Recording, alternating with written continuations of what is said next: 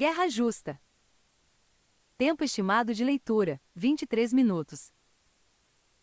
Grande parte da teoria do direito internacional clássico, desenvolvida pelos escolásticos católicos, notadamente os escolásticos espanhóis do século XVI como Vitória e Soares, e depois o escolástico protestante holandês Grotius e por juristas dos séculos XVIII e XIX, foi uma explicação do critérios para uma guerra justa. Pois a guerra, como um grave ato de matar, precisa ser justificada. Minha própria visão da guerra pode ser simplificada. Uma guerra justa existe quando um povo tenta afastar a ameaça de dominação coercitiva por outro povo, ou derrubar uma dominação já existente. Uma guerra é injusta, por outro lado, quando um povo tenta impor dominação sobre outro povo, ou tenta manter um domínio coercitivo já existente sobre eles. Durante minha vida, meu ativismo ideológico e político concentrou-se na oposição às guerras dos Estados Unidos. Primeiro, porque acreditei que as guerras que travamos eram injustas, e segundo, porque a guerra, na frase penetrante do libertário Randolph Bourne na Primeira Guerra Mundial, sempre foi o alimento do Estado, um instrumento para o engrandecimento do poder do Estado sobre a saúde, a vida e a prosperidade de seus cidadãos súditos e instituições sociais. Mesmo uma guerra justa não pode ser travada levianamente. Uma injusta deve, portanto, ser anátema. Houve apenas 2 guerras na história americana que foram, a meu ver, segura e inquestionavelmente apropriadas e justas. Não só isso, o lado oposto travou uma guerra que era clara e notavelmente injusta. Por quê? Porque nem precisamos questionar se uma ameaça contra nossa liberdade e propriedade era clara ou presente. Em ambas as guerras, os americanos estavam tentando se livrar de uma dominação indesejada por outro povo. E em ambos os casos, o outro lado tentou ferozmente manter seu domínio coercitivo sobre os americanos. Em cada caso, um lado, nosso lado se você preferir, era notavelmente justo, o outro lado, o lado deles, injusto. Para ser específico, as 2 guerras justas na história americana foram a Revolução Americana e a Guerra pela Independência do Sul. Gostaria de mencionar algumas características vitais do tratamento da guerra pelos juristas naturais internacionais clássicos, e contrastar esta grande tradição com o direito internacional muito diferente que tem sido dominante desde 1914, pelos partidários dominantes da Liga das Nações e das Nações Unidas.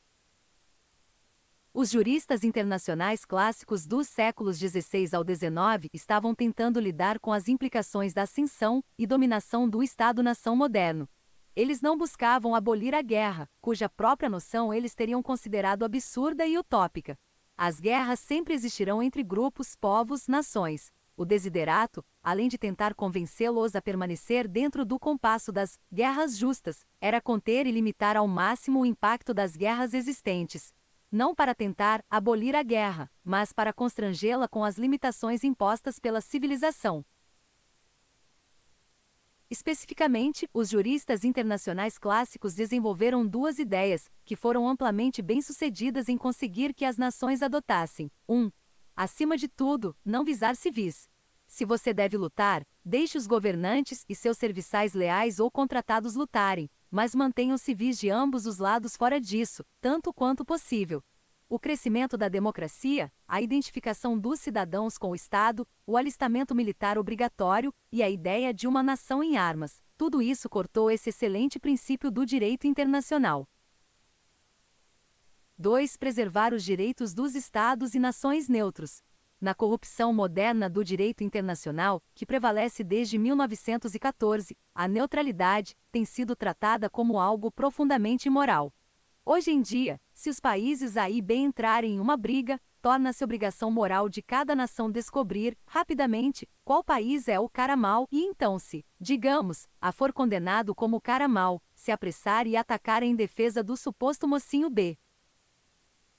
O direito internacional clássico, que deveria ser resgatado o mais rápido possível, era praticamente o oposto. Em uma teoria que tentava limitar a guerra, a neutralidade era considerada não apenas justificável, mas uma virtude positiva.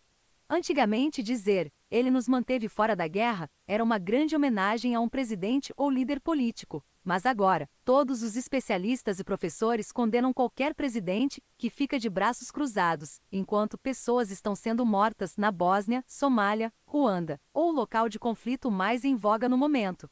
Antigamente, ficar de braços cruzados era considerado um sinal de um grande estadista. Não só isso, os estados neutros tinham direitos que eram principalmente defendidos, já que todo país em guerra sabia que um dia também seria neutro. Um estado em guerra não poderia interferir nas exportações de um neutro para um estado inimigo. Os neutros podiam enviar para tal inimigo impunemente todos os bens, exceto contrabando, que era estritamente definido como armas e munições, ponto final. As guerras eram mantidas limitadas naqueles tempos e a neutralidade era exaltada. No direito internacional moderno, onde as nações bandidas devem ser identificadas rapidamente e depois combatidas por todos, há duas razões para tal ação em todo o mundo, ambas desenvolvidas por Woodrow Wilson, cuja política externa e visão de assuntos internacionais foram adotadas por todos os presidentes desde então. A primeira é segurança coletiva contra agressões. A noção é que toda guerra, não importa qual, deve ter um agressor, e uma ou mais vítimas, de modo que nomear o agressor se torne um prelúdio para uma defesa de heroicas vítimas menores. A analogia é com o policial na esquina. Um policial vê A assaltando B, ele corre atrás do agressor, e o resto dos cidadãos se junta à perseguição. Da mesma forma, supostamente, as nações, ao se unirem em arranjos de segurança coletiva, sejam eles a Liga, as Nações Unidas ou a OTAN, identificam a nação agressora e então se unem como uma força policial internacional, como o policial da esquina para deter o criminoso. Na vida real, no entanto, não é tão fácil identificar um agressor em uma guerra. As causas se emaranham e a história intervém. Acima de tudo, a fronteira atual de uma nação não pode ser considerada tão evidente quanto a vida e a propriedade de uma pessoa. Aí que está o problema. E quanto às fronteiras muito diferentes 10 anos, 20 anos ou mesmo séculos atrás? Que tal guerras onde as reivindicações de todos os lados são plausíveis, mas qualquer complicação desse tipo atrapalha os planos de nossa turma da guerra profissional? Para que os americanos se incitem a intervir em uma guerra a milhares de quilômetros de distância, sobre a qual eles não sabem nada e se importam menos, um lado deve ser retratado como vilão bem definido, e o outro lado puro e bom. Caso contrário, os americanos não serão levados a intervir em uma guerra que realmente não é da sua conta. Assim, as tentativas exaltadas de especialistas americanos e supostos especialistas em política externa para nos fazer intervir contra os demonizados sérvios desencalharam quando o público começou a perceber que todos os três lados da Guerra da Bósnia estavam envolvidos em limpeza étnica sempre que tinham chance. E não vamos esquecer a tolice da propaganda sobre a integridade territorial de um chamado Estado bósnio, que nunca existiu formalmente até 1 ou 2 anos atrás, e é claro que na realidade não existe. Se o direito internacional clássico limitava e controlava a guerra, impedindo-a de se espalhar, o direito internacional moderno, na tentativa de reprimir a agressão e abolir a guerra, apenas assegura, como disse o grande historiador Charles Beard, uma política fútil de guerra perpétua por uma paz perpétua. A segunda desculpa wilsoniana para a guerra perpétua, particularmente relevante para a guerra civil, é ainda mais utópica. A ideia de que é obrigação moral dos Estados Unidos e de todas as outras nações impor democracia e direitos humanos em todo o globo. Em suma, em um mundo onde democracia é algo geralmente sem sentido e direitos humanos de qualquer tipo genuíno virtualmente são inexistentes, que somos obrigados a empunhar a espada e travar uma guerra perpétua para forçar a utopia, em todo o mundo através de armas, tanques e bombas. A intervenção na Somália foi um estudo de caso perfeito no funcionamento desse sonho wilsoniano. Começamos a intervenção exaltando um novo tipo de exército, um novo modelo de exército, se preferir, engajado em um novo tipo de intervenção moral elevada. O soldado dos Estados Unidos com um pacote de ajuda humanitária em uma mão e uma arma na outra. Um novo exército humanitário trazendo comida, paz, democracia e direitos humanos para os povos ignorantes da Somália, e fazendo isso com mais nobreza e altruísmo, porque não havia um pingo de interesse nacional para os americanos. Foi esta perspectiva de uma intervenção puramente altruísta, de amor universal imposto pela baioneta, que levou quase toda a esquerda anti-guerra para o lado da intervenção militar. Bem, não demorou muito para que nossas ações tivessem consequências, e o fim da breve intervenção na Somália forneceu uma grande lição se apenas prestarmos atenção. Os objetos de nosso humanitarismo sendo derrubados por armas americanas, contra-atacando por guerra de guerrilha altamente eficaz contra as tropas americanas, culminando na destruição dos corpos de soldados americanos. Nisso que deu o humanitarismo, uma guerra para impor a democracia e os direitos humanos. Nisso que deu o novo exército modelo. Em ambos os casos, os intervencionistas modernos venceram ao se apoderarem da superioridade moral. Passou a ser deles o caminho cósmico humanitário, do princípio moral. Aqueles de nós que defendem a neutralidade americana são agora ridicularizados como egoístas, limitados e imorais. Antigamente, no entanto, os intervencionistas eram mais corretamente considerados propagandistas do despotismo, assassinato em massa e guerra perpétua, se não porta-vozes de grupos de interesse especial ou agentes dos mercadores da morte. Dificilmente uma superioridade moral. A causa dos direitos humanos é precisamente o argumento crítico pelo qual, em retrospecto, a guerra de agressão do norte de Abraham Lincoln contra o sul é justificada e até mesmo glorificada. O humanitário avança e corrige o mal da escravidão, fazendo isso através do assassinato em massa, a destruição de instituições e propriedades, e a instauração de um caos que perdura até hoje. Isabel Patterson, em The God of the Machine, um dos grandes livros de filosofia política deste século, concentrou-se no que ela apropriadamente chamou de "o humanitário com a guilhotina". O humanitário, escreveu a senhora Patterson, deseja ser o principal motor na vida dos outros. Ele não pode admitir nem a ordem divina nem a ordem natural, pela qual os homens têm o poder de ajudar a si mesmos. O humanitário se coloca no lugar de Deus. Mas a senhora Patterson observa que o humanitário é confrontado por dois fatos embaraçosos. Primeiro, que o competente não precisa de sua ajuda. E segundo, que a maioria das pessoas, se não for pervertida, positivamente não quer ser tornada boa pelo humanitário, tendo considerado que pode ser o bem dos outros, e quem deve decidir sobre o bem, e o que fazer a respeito, a senhora Patterson aponta. É claro que o humanitário realmente propõe que ele faça o que acha que é bom para todos. É neste ponto que o humanitário monta a guilhotina.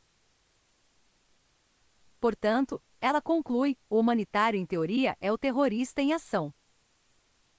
Há um ponto importante sobre o direito internacional antiquado ou clássico, que se aplica a qualquer tipo de guerra, mesmo que seja uma guerra justa. Mesmo que o país A esteja travando uma guerra claramente justa contra o país B, e a causa de B seja injusta, esse fato de forma alguma impõe qualquer tipo de obrigação moral a qualquer outra nação, incluindo aquelas que desejam cumprir políticas justas, de intervir nessa guerra. Pelo contrário, antigamente a neutralidade sempre foi considerada um curso mais nobre. Se uma nação não tinha interesse próprio no conflito, não havia nenhuma obrigação moral de intervir. O curso mais elevado e moral de uma nação era permanecer neutra. Seus cidadãos podem torcer em seus corações pela causa justa de A, ou, se alguém for dominado pela paixão pela causa de A, ele pode ir sozinho para o fronte lutar, mas geralmente os cidadãos da nação C deveriam se apegar aos interesses de sua própria nação acima da causa de uma justiça mais abstrata. Certamente, esperava-se que eles não formassem um grupo de pressão de propaganda para tentar forçar sua nação a intervir. Se os defensores do país A fossem suficientemente fervorosos, poderiam ir lutar sozinhos, mas não poderiam obrigar seus compatriotas a fazer o mesmo. Muitos de meus amigos e colegas hesitam em admitir a existência de direitos naturais universais, temendo que se vejam forçados a apoiar a intervenção americana ou mundial para tentar aplicá-los. Mas para os juristas internacionais clássicos do direito natural, essa consequência não se seguiu. Se, por exemplo, os Tutsis estão massacrando Tus em Ruanda ou Burundi, ou vice-versa, esses juristas naturais realmente considerariam tais atos como violações dos direitos naturais dos massacrados. Mas esse fato não implica de forma alguma qualquer obrigação moral ou de lei natural para que qualquer outra pessoa no mundo tome ações para tentar fazer valer esses direitos. Podemos encapsular essa posição em um slogan: os direitos podem ser universais, mas sua aplicação deve ser local, ou, para adotar o lema dos rebeldes irlandeses, Sinn Féin, somente nós mesmos. Um grupo de pessoas pode ter direitos, mas é sua responsabilidade, e somente deles, defender ou salvaguardar tais direitos. Dito de outra forma, sempre acreditei que quando a esquerda afirma que todos os tipos de entidades, animais, jacarés, árvores, plantas, rochas, praias, a terra ou a ecologia têm direitos, a resposta adequada é a seguinte: quando essas entidades agem como os americanos que declaram seus direitos, quando falam por si mesmas e pegam em armas para fazê-los valer, então, e só então podemos levar a sério essas reivindicações. Quero agora voltar às duas guerras justas dos Estados Unidos. É claramente evidente que a Revolução Americana, usando minha definição, foi uma guerra justa, uma guerra de povos formando uma nação independente e rompendo os laços com outro povo que exigia perpetuar seu domínio sobre eles. Obviamente, os americanos, embora aceitassem o apoio francês ou outro, estavam preparados para assumir a difícil tarefa de derrubar o domínio do império mais poderoso da Terra, e fazê-lo sozinhos, se necessário. O que quero focar aqui não são as queixas que levaram os rebeldes americanos à visão de que se tornou necessário para um povo dissolver os laços políticos que os conectavam a outro. O que quero enfatizar aqui é o fundamento sobre o qual os americanos se posicionaram a favor deste ato solene e fatídico de separação. Os americanos estavam imersos na filosofia da lei natural de John Locke e dos escolásticos, e no republicanismo clássico da Grécia e de Roma. Havia duas grandes teorias políticas na Grã-Bretanha e na Europa durante este tempo. Uma era a visão absolutista mais antiga, mas nessa época já obsoleta. O rei era o pai de sua nação, e as ordens inferiores deviam obediência absoluta ao rei. Qualquer rebelião contra o rei era equivalente à rebelião de Satanás contra Deus. A outra visão, a da lei natural, contestava que a soberania não se originava no rei, mas no povo, porém, que o povo havia delegado seus poderes e direitos ao rei. Hugo Grotius e juristas naturais conservadores acreditavam que a delegação de soberania, uma vez transferida, era irrevogável, de modo que a soberania deveria residir permanentemente no rei. Os teóricos libertários mais radicais, como o Padre Mariana e John Locke e seus seguidores, acreditavam com bastante sensatez que, como a delegação original era voluntária e contratual, o povo tinha o direito de recuperar essa soberania caso o rei violasse crassamente sua confiança. Os revolucionários americanos, separando-se da Grã-Bretanha e formando sua nova nação, adotaram a doutrina lockeana. De fato, se não o tivessem feito isso, não teriam sido capazes de formar sua nova nação. É bem sabido que o maior problema moral e psicológico que os americanos tiveram, e só conseguiram superar após um ano inteiro de guerra sangrenta, foi violar seus juramentos de fidelidade ao rei britânico. Romper com o parlamento britânico, seu governante de fato, não representava nenhum problema, parlamento com o qual eles não se importavam. Mas o rei era seu senhor soberano herdado, a pessoa a quem todos juraram fidelidade. Era ao rei a quem deviam lealdade. Assim, a lista de queixas na Declaração de Independência mencionava apenas o rei, embora o parlamento fosse, na realidade, o principal culpado. Daí a importância psicológica crucial, para os revolucionários americanos, do senso comum de Thomas Paine, que não apenas adotou a visão lockeana de uma reivindicação justificada da soberania pelo povo americano, mas também se concentrou particularmente no cargo do rei. Nas palavras da nova esquerda, Paine deslegitimou e desacralizou o rei aos olhos americanos. O rei da Grã-Bretanha, escreveu Paine, é apenas descendente de nada melhor do que o principal malfeitor de alguma gangue inquieta, cuja maneira selvagem ou preeminência na sutileza lhe rendeu o título de chefe entre os saqueadores. E agora os reis, incluindo o bruto real da Grã-Bretanha, são apenas malfeitores coroados. Ao fazer sua revolução, então, os americanos apostam permanentemente em uma teoria contratual ou justificativa para o governo. O governo não é algo imposto de cima, por algum ato divino de concessão de soberania, mas contratual, a partir de baixo, por consentimento dos governados. Isso significa que as entidades políticas americanas inevitavelmente se tornam repúblicas, não monarquias. O que aconteceu, de fato, é que a Revolução Americana resultou em algo novo na Terra. O povo de cada uma das 13 colônias formou novos governos republicanos, separados e contratuais. Com base nas doutrinas libertárias e nos modelos republicanos, o povo das 13 colônias estabeleceu estados soberanos independentes, com poderes de cada governo estritamente limitados, com a maioria dos direitos e poderes reservados ao povo e com freios, contrapesos e constituições escritas severamente limitando o poder do Estado. Essas 13 repúblicas separadas, a fim de travar sua guerra comum contra o Império Britânico, enviaram separadamente representantes ao Congresso Continental e, mais tarde, formaram uma confederação, novamente com poderes centrais severamente limitados, para ajudar a combater os britânicos. A decisão acaloradamente contestada de eliminar os artigos da Confederação e elaborar uma nova Constituição demonstra conclusivamente que o governo central não deveria ser perpétuo, não ser o tipo de armadilha permanente de mão única que Grotius havia alegado entregar a soberania popular ao rei para sempre. De fato, teria sido muito estranho alegar que os revolucionários americanos haviam repudiado a ideia de que uma promessa de lealdade ao rei era contratual e revogável, e quebraram seus votos ao rei, apenas para voltar atrás alguns anos depois para entrar em um pacto que acabou sendo uma passagem de ida irrevogável para um poder permanente do governo central. Revogável e contratual para um rei, mas irrevogável para algum pedaço de papel. E, finalmente, alguém acredita seriamente por um minuto que qualquer um dos 3 estados teria ratificado a Constituição se acreditasse que era uma perpétua armadilha de Vênus de mão única, uma passagem só de ida para o suicídio soberano? A Constituição mal foi ratificada como ela é.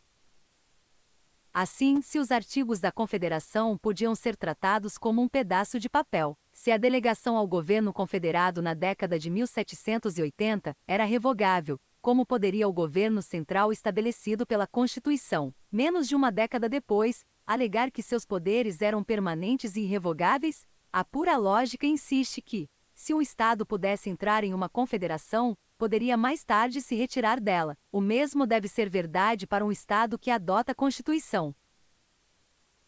E, no entanto, é claro, essa monstruosidade lógica é precisamente a doutrina proclamada pelo Norte, pela União, durante a guerra entre os Estados. Em 1861, os Estados do Sul, acreditando com razão que suas queridas instituições estavam sob grave ameaça e sob agressão do governo federal, decidiram exercer seu direito natural, contratual e constitucional de retirada, de separar-se daquela união. Os Estados separados do Sul, então, exerceram seu direito contratual como repúblicas soberanas, para se unirem em outra confederação, os Estados Confederados da América. Se a Guerra Revolucionária Americana foi justa, então segue como a noite segue o dia que a causa sulista, a guerra pela independência do Sul, foi justa, e pela mesma razão, romper os laços políticos que uniam os dois povos.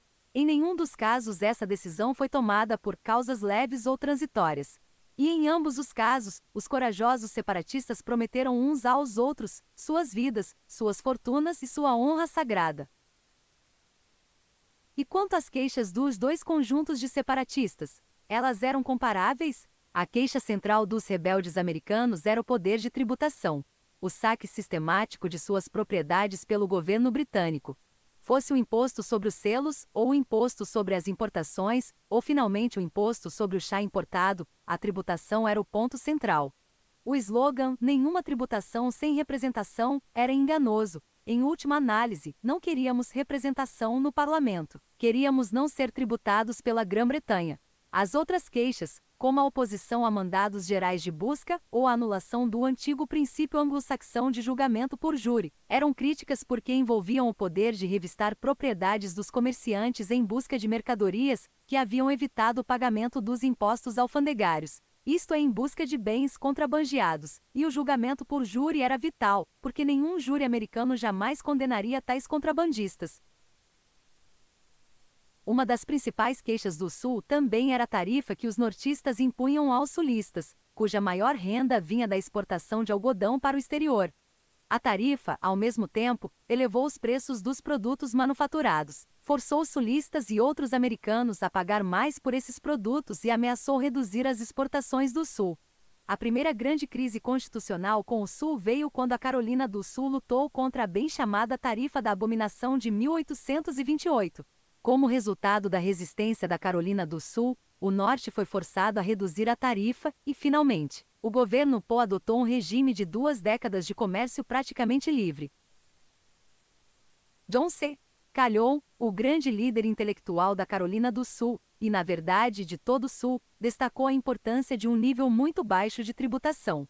Todos os impostos, por sua própria natureza, são pagos líquido por um grupo de pessoas, os pagadores de impostos, e os rendimentos vão para outro grupo de pessoas, o que Calhoun justamente chamou de consumidores de impostos. Entre os consumidores líquidos de impostos, é claro, estão os políticos e burocratas que vivem em tempo integral dos recursos arrecadados. Quanto maior o nível de tributação, maior a porcentagem que os produtores do país têm para dar à classe dominante parasita que recolhe e vive de impostos. Ao se concentrar na tarifa, Calhoun destacou que o Norte adotou um sistema de arrecadação e despesas, no qual uma proporção indevida da carga tributária foi imposta ao Sul, e uma proporção indevida foi destinada ao Norte, e foi para a monopolização da indústria do Norte. E a oposição a essas duas guerras justas? Ambas eram injustas, pois tanto no caso dos britânicos quanto no do Norte, eles estavam travando uma guerra feroz para manter seu domínio coercitivo e indesejado sobre outro povo. Mas se os britânicos queriam manter e expandir seu império, quais eram as motivações do Norte? Porque, nas famosas palavras do abolicionista William Lloyd Garrison, pelo menos no início da luta, o Norte não deixou suas irmãs errantes irem em paz. O Norte, em particular a força motriz do Norte, os Yankees, aquele grupo etnocultural que ou viveu na Nova Inglaterra, ou migrou de lá para o norte do estado de Nova York, norte e leste de Ohio, norte de Indiana e norte de Illinois, havia sido tomado por uma nova forma de protestantismo. Este era um neopuritanismo fanático e emocional impulsionado por um fervoroso pós-milenismo que sustentava que, como pré-condição para o segundo advento de Jesus Cristo, o homem deveria estabelecer um reino de Deus de 1000 anos na Terra. O reino deve ser uma sociedade perfeita. Para ser perfeito, é claro, este reino deve estar livre de pecado. O pecado, portanto, deve ser eliminado, e o mais rápido possível. Além disso, se você não tentasse ao máximo eliminar o pecado pela força, você mesmo não seria salvo. Ficou muito claro para esses neopuritanos que, para eliminar o pecado, o governo, a serviço dos santos, é o instrumento coercitivo essencial para realizar essa tarefa purgativa. Como os historiadores resumiram os pontos de vista de todos os mais proeminentes desses milenaristas, o governo é o principal instrumento de salvação de Deus. O pecado foi amplamente definido pelos neopuritanos Yankees como qualquer coisa que pudesse interferir o livre-arbítrio de uma pessoa para aceitar a salvação. Qualquer coisa que, nas palavras do velho seriado de rádio Shadow, pudesse nublar as mentes dos homens. As ocasiões particulares de formação de nuvens de pecado, para esses milenaristas, eram bebidas alcoólicas, um demoníaco, qualquer atividade no sábado, exceto ler a Bíblia e ir à igreja, escravidão e Igreja Católica Romana. Se o anti-escravismo, o proibicionismo e o anticatolicismo estavam fundamentados no protestantismo fanático pós-milenista, o grande governo paternalista exigido para esse programa social nos níveis estadual e local levou logicamente a um grande paternalismo governamental nos assuntos econômicos nacionais. Enquanto o Partido Democrata no século XIX era conhecido como o Partido da Liberdade Pessoal, dos direitos dos estados, do governo mínimo, do livre mercado e do livre comércio, o Partido Republicano era conhecido como o Partido das Grandes Ideias Morais, que equivalia à eliminação do pecado. No nível econômico, os republicanos adotaram o programa Whig de estatismo e grande governo, tarifas protecionistas, subsídios às grandes empresas, governo central forte, obras públicas de grande escala e crédito barato estimulado pelo governo. A Guerra do Norte contra a escravidão contou com o fervor fanático milenarista, com uma disposição otimista de desenraizar instituições, causar desordem e cometer assassinato em massa, saquear, pilhar e destruir, tudo em nome do alto princípio moral e do nascimento de um mundo perfeito. Os fanáticos Yankees eram verdadeiros humanitários patersonianos com a guilhotina, os anabatistas, os jacobinos, os bolcheviques de sua época. Esse espírito fanático de agressão do Norte por uma causa supostamente redentora é resumido nos versos pseudo-bíblicos e verdadeiramente blasfemos da Yankee por Excelência Julia Ward Howe, em seu chamado Hino de Batalha da República. É claro que os historiadores progressistas de esquerda modernos retratam esse episódio de uma maneira ligeiramente diferente. Tomemos, por exemplo, o eminente historiador abolicionista da Guerra Civil James M. Jefferson. Aqui está a maneira como M. Jefferson retrata de forma reveladora a liberdade negativa, ele quer dizer liberdade. Foi o tema dominante no início da história americana, liberdade de restrições aos direitos individuais impostas por um Estado poderoso. A Declaração de Direitos, continua M. Jefferson, é a expressão clássica da liberdade negativa, ou liberalismo humanista jeffersoniano. Essas 10 primeiras emendas à Constituição protegem as liberdades individuais, colocando uma camisa de força de não deve no governo federal. Em 1861, continua M. Jefferson, os estados do Sul invocaram as liberdades negativas da soberania estadual e os direitos individuais de propriedade, ou seja, escravos, para dividir os Estados Unidos. Qual foi a resposta do herói de M. Jefferson, Abraham Lincoln? Lincoln, escreve ele, ganhou assim uma oportunidade de invocar a liberdade positiva, ele quer dizer, tirania estatal, do liberalismo reformista, exercido através do poder do exército e do Estado, para derrubar as liberdades negativas de desunião e propriedade de escravos. Mais um novo modelo de exército em ação. M. Jefferson pede uma mistura de liberdades positivas e negativas, mas, como vimos, qualquer mistura é um absurdo, pois o estatismo e a liberdade estão sempre em conflito. Quanto mais o liberalismo reformista empoderar um grupo de pessoas, menos liberdade negativa haverá para todos os outros. Deve-se mencionar que o sul dos Estados Unidos foi o único lugar no século XIX onde a escravidão foi abolida pelo fogo e pela terrível espada célere. Em todas as outras partes do Novo Mundo, a escravidão foi eliminada pacificamente por acordo com os proprietários de escravos. Mas nesses outros países, nas Índias Ocidentais ou no Brasil, por exemplo, não havia milenaristas puritanos para fazer seu trabalho sangrento, armados com revólver em uma mão e inário na outra. No Partido Republicano, o partido das grandes ideias morais, diferentes homens e diferentes facções enfatizaram diferentes aspectos dessa visão de mundo despótica integrada. Na fatídica Convenção Republicana de 1860, os principais candidatos à presidência eram 2 abolicionistas veteranos, William Sevar, de Nova York, e Salmon P. Chase, de Ohio. Sevar, no entanto, era visto com desconfiança pelos extremistas anticatólicos, porque de alguma forma, ele não se importava com a suposta ameaça católica. Por outro lado, enquanto Chase estava satisfeito em colaborar com os ex-sabem-nada, que enfatizavam o ar anticatólico da coalizão, ele era visto com desconfiança pelos sevarditas e outros que eram indiferentes à questão católica. Abraham Lincoln, de Illinois, foi um azarão que conseguiu refinar com sucesso a questão católica. Sua maior ênfase estava no estatismo econômico Whig, altas tarifas, enormes subsídios às ferrovias, obras públicas. Como um dos principais advogados da Illinois Central e de outras grandes ferrovias do país, Lincoln era virtualmente o candidato da Illinois Central e de outras grandes ferrovias.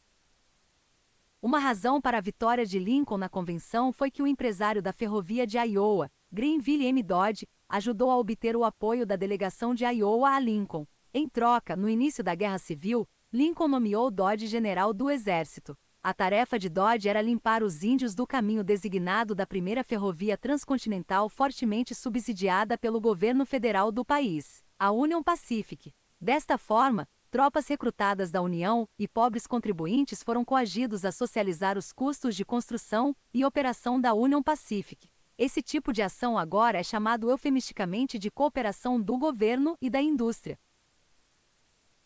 Mas o principal foco de Lincoln era aumentar os impostos, em particular aumentar e fazer cumprir a tarifa. Sua vitória na convenção foi possível basicamente pelo apoio da delegação da Pensilvânia. A Pensilvânia muito era o lar e o foco político da indústria de ferro e aço do país que, desde seu início durante a Guerra de 1812, era cronicamente ineficiente e, portanto, constantemente clamava por altas tarifas e, mais tarde, cotas de importação. Praticamente o primeiro ato do governo Lincoln foi aprovar o Ato Tarifário de Proteção de Morrill, dobrando as taxas tarifárias existentes e criando as mais altas taxas tarifárias da história americana. Em sua primeira posse, Lincoln foi conciliador sobre a manutenção da escravidão. No que ele era linha dura em relação ao Sul era na insistência em cobrar todas as tarifas alfandegárias naquela região. Como disse Lincoln, o governo federal cobraria as taxas e impostos, mas além do que for necessário para esses objetos, não haverá invasão, nem uso de força contra pessoas em qualquer lugar. O significado dos fortes federais que eles forneceram os soldados para fazer cumprir as tarifas alfandegárias. Assim, o Forte Sumter ficava na entrada do porto de Charleston, o principal porto, além de Nova Orleans, em todo o sul. As tropas federais no Sumter eram necessárias para fazer cumprir as tarifas que deveriam ser cobradas no porto de Charleston. É claro que as palavras conciliatórias de Abraham Lincoln sobre a escravidão não podem ser consideradas sinceras. Lincoln era um mestre político, o que significa que ele era um conivente, manipulador e mentiroso quanto mais. Os fortes federais foram a chave para o sucesso de seu processo de guerra. Mentindo para Carolina do Sul, Abraham Lincoln conseguiu fazer o que Franklin D. Roosevelt e Henry Stinson fizeram em Pearl Harbor 80 anos depois, manobrou os sulistas para disparar o primeiro tiro. Dessa forma, ao manipular o Sul para atirar primeiro contra um forte federal, Lincoln fez o Sul parecer agressor aos olhos dos numerosos hesitantes e moderados do Norte. Fora da Nova Inglaterra e dos territórios povoados por habitantes da Nova Inglaterra transferidos, a ideia de forçar o Sul a permanecer na União era altamente impopular. Em muitos estados de nível médio, incluindo Maryland, Nova Jersey e Pensilvânia, havia um sentimento considerável de imitar o Sul, formando uma confederação intermediária para isolar os Yankees irritantes e fanáticos. Mesmo após o início da guerra, o prefeito da cidade de Nova York e muitos outros dignitários da cidade propuseram que a cidade se separasse da União e fizesse a paz e se envolvesse no livre comércio com o Sul. De fato, o advogado de Jefferson Davis após a guerra era o que hoje chamaríamos de líder paleolibertário da Ordem dos Advogados de Nova York. O irlandês católico Charles O'Connor, que concorreu à presidência em 1878 pela chapa Straight Democrat, em protesto contra o candidato a presidente de seu amado Partido Democrata, que era o abolicionista, protecionista, socialista e tolo Horace Greeley.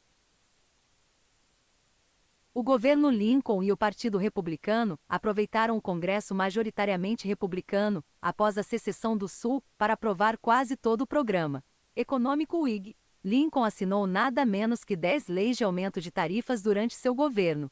Pesados impostos sobre pecados foram cobrados sobre álcool e tabaco, o imposto de renda foi cobrado pela primeira vez na história americana. Enormes concessões de terras e subsídios monetários foram entregues às ferrovias transcontinentais, acompanhadas por uma grande quantidade de corrupção concomitante. E o governo saiu do padrão ouro e praticamente nacionalizou o sistema bancário para estabelecer uma máquina de imprimir dinheiro novo e fornecer crédito barato para a elite empresarial. Além disso, o novo modelo de exército e o esforço de guerra se basearam em uma vasta e sem precedentes coerção federal contra os nortistas, bem como contra o Sul. Um enorme exército foi recrutado, dissidentes e defensores de uma paz negociada com o Sul foram presos, e o precioso direito anglo-saxão de habeas corpus foi abolido por enquanto. Embora seja verdade que o próprio Lincoln não era particularmente religioso, isso realmente não importava porque ele adotou todas as atitudes e temperamento de seus aliados evangélicos. Ele era severo e sóbrio, ele se opunha pessoalmente ao álcool e ao tabaco, e se opunha ao porte privado de armas. Como alguém ambicioso que desde o início da idade adulta sempre tentou aproveitar todas as oportunidades de se autopromover, Lincoln agiu cruelmente em relação à sua própria família humilde de fronteira em Kentucky. Abandonou sua noiva para casar com Mary Todd, mais rica, cuja família era amiga do eminente Henry Clay. Ele repudiou seu irmão e se recusou a visitar ao seu pai moribundo ou comparecer ao seu funeral, declarando monstruosamente que tal experiência seria mais dolorosa do que agradável. Sem dúvida. Lincoln também foi um exemplo típico de um humanitário com a guilhotina em outra dimensão. um tipo familiar moderno de liberal reformista, cujo coração anseia por elevar uma humanidade remota, enquanto ele mente e trata abominavelmente pessoas reais que ele conhecia. E assim Abraham Lincoln, em uma frase que prefigura nosso amado Mário Como, declarou que a União era realmente uma família, indissoluvelmente unida pelos laços orgânicos mais íntimos. Chute sua própria família e depois transmute os sentimentos espirituais familiares em direção a uma entidade hipostasiada e mítica, a União, que então deve ser mantida intacta, independentemente do custo ou sacrifício humano concreto. De fato, há uma diferença crítica vital entre as duas causas injustas que descrevemos, os britânicos e o Norte. Os ingleses, pelo menos, lutavam por uma causa que, mesmo errada e injusta, era coerente e inteligível, a soberania de um monarca hereditário. Qual foi a desculpa do Norte para sua monstruosa guerra de pilhagem e assassinato em massa contra seus compatriotas americanos? Não foi fidelidade a uma pessoa real, de verdade, o rei, mas fidelidade a uma suposta entidade inexistente, mística e quase divina, a União. O rei era pelo menos uma pessoa real, e os méritos ou deméritos de um determinado rei ou da monarquia em geral podem ser discutidos. Mas onde está localizada a União? Como avaliar os feitos da União? A quem esta União presta contas? A União foi transformada, por seus adoradores do Norte, de uma instituição contratual que pode ser cindida ou descartada, em uma entidade divinizada, que deve ser cultuada e que deve ser permanente, inquestionável, todo-poderosa. Não há heresia maior, nem teoria política mais perniciosa, do que sacralizar o secular. Mas esse processo monstruoso é precisamente o que aconteceu quando Abraham Lincoln e seus colegas do Norte fizeram da União um deus. Se as forças britânicas lutaram pelo mau rei George, os exércitos da União pilharam e assassinaram em nome desse ídolo pagão, dessa União, desse Moloch que exigia terrível sacrifício humano para sustentar seu poder e sua glória. Pois nesta guerra entre os estados, o Sul pode ter lutado por sua honra sagrada, mas a guerra do Norte foi o oposto de honrosa. Recordamos o cuidado com que as nações civilizadas desenvolveram o direito internacional clássico. Acima de tudo, os civis não devem ser alvos, as guerras devem ser limitadas. Mas o Norte insistiu em criar um exército de conscritos, uma nação em armas, e quebrou as regras de guerra do século XIX, especificamente saqueando e massacrando civis, destruindo vidas e instituições civis para reduzir o Sul à submissão. A infame marcha de Sherman pela Geórgia foi um dos grandes crimes de guerra e crimes contra a humanidade do último século e meio. Porque mirando e massacrando civis, Lincoln, Grant e Sherman abriram o caminho para todas as honras genocidas do monstruoso século XX. Muito se falou nos últimos anos sobre memória, sobre nunca esquecer a história como punição retroativa por crimes de guerra e assassinatos em massa. Como disse Lord Acton, o grande historiador libertário, o historiador, em última análise, deve ser um juiz moral. A musa do historiador, escreveu ele, não é Clio, mas Radamanto, o lendário vingador do sangue inocente. Nesse espírito, devemos sempre lembrar, nunca devemos esquecer, devemos colocar no banco dos réus e pendurar mais alto do que Amã, aqueles que, nos tempos modernos, abriram a caixa de Pandora do genocídio e do extermínio de civis. Sherman, Grant e Lincoln. Talvez, algum dia, suas estátuas, como a de Lenin na Rússia, sejam derrubadas e derretidas. Suas insígnias e bandeiras de batalha serão profanadas, suas canções de guerra lançadas ao fogo. E então Davis e Lee e Jackson e Forrest, e todos os heróis do Sul, Dixie, e os Stars and Bars, serão mais uma vez verdadeiramente homenageados e lembrados. O clássico comentário sobre aquela série de TV vulgar A Guerra Civil foi feito pela maravilhosa e mal-humorada escritora solista Florence King. Questionada sobre suas opiniões sobre a série, ela respondeu: não tive tempo de assistir à Guerra Civil. Estou muito ocupada me preparando para a próxima. Nesse espírito, tenho certeza de que um dia, ajudado e instigado por nortistas como eu na gloriosa tradição Cooperade, o Sul se rebelará novamente.